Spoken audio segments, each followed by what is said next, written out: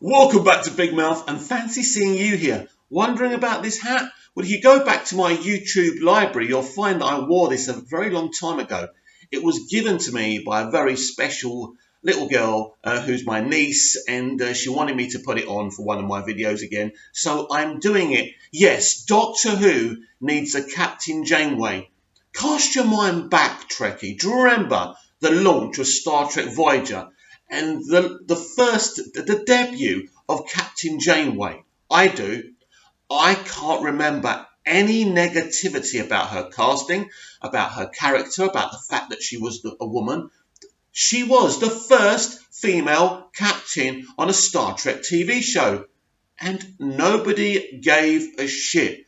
Nobody came out and said, women shouldn't be the captain of a starship. Do you remember anyone saying that? Maybe a couple of idiots, but on the main, people were fine with it. But why? Why were we fine with it if we are such sexist, misogynist pigs? I guess Captain Janeway was a really good captain, played by a really good actor who earned her mettle in the industry, starting off on hardcore shows like Dallas and working with legends and icons like Larry Hagman. That's how. We had a really good actor here who deserved her role. And I think if we flip it to Jodie Whittaker, she only got it because she got the job as the Doctor because she was friends with the showrunner. Now, I know this happens a lot in the entertainment industry, but at least those people deserve to be where they are. She had never led anything, but she didn't have the talent to lead anything. So let's flip it back to Star Trek Voyager and Captain Janeway.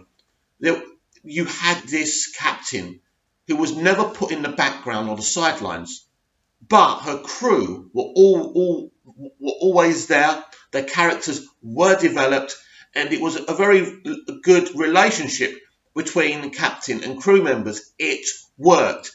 So if we look at Doctor Who and the sexist Chris Chibnall, because he is a sexist, even though he's disguising himself as a woke man, we look at who's front and centre of Doctor Who season 11. Well, it isn't the 13th Doctor. It isn't her female companion, Yaz. No, it's the two male characters.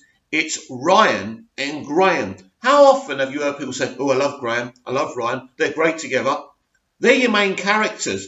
Meanwhile, the two girls are in the background. I thought this was all about equality. I thought you wanted the first female Doctor. You haven't given her anything to do. You haven't given her a chance, right? Maybe Jodie Whittaker could be a great Doctor with the right writing and actually being the star of her own show instead of in name only. But Captain Janeway was the star of Star Trek Voyager. That show does not work without Janeway or her character. She always seemed like a captain.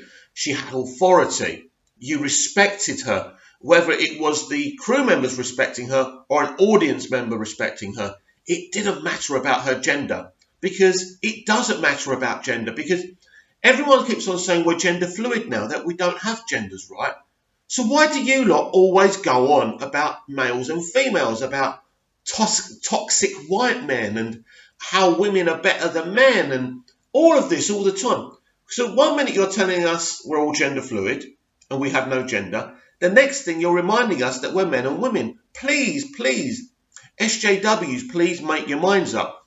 So we have Captain Janeway, who works, who is a female, who's the first female captain in a Star Trek TV show that may even be the best captain in a Star Trek TV show. Now, that's up for debate, depending how much you love Janeway and Voyager. Now, I love Janeway and I love Voyager. I love that show. It probably is my favourite show for so many different reasons. I like the multitude of characters, the crew, and Janeway was brilliant. There was actually a content to Star Trek Voyager. There was something going on. But when you look at the 13th Doctor and Doctor Who Season 11, there's nothing there. There's nothing to be interested in or excited about. So the reason that people are not happy with Doctor Who right now isn't because we've got a female Doctor. It's because we've got the wrong female Doctor.